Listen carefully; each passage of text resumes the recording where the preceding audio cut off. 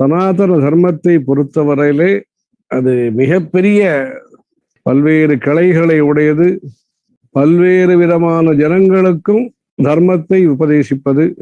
ஏழைகள், பணக்காரர்கள், படித்தவர்கள், படிக்காதவர்கள், பெண்கள், ஆண்கள், வயதானவர்கள், சிறுவர்கள், இப்படி சமுதாயத்தினுடைய அனைத்து அங்கத்தினர்களையும் தன்னகத்தே கொண்டு தர்மத்தை உபதேசிப்பது இந்த சனாதன தர்மம். ஆகவே சனாதன தர்மத்தின் மூலமாக பயனடையாமல் விடுபட்டவர்கள் கிடையாது.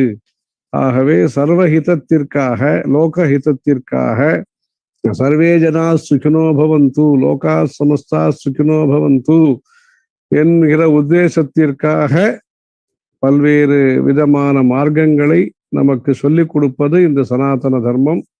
ஆகவே இந்த சனாதன தர்மத்தினுடைய வேறாக இருக்கக்கூடிய, ஆணிவேராக இருக்கக்கூடிய வேதங்களை காப்பாற்ற வேண்டும்.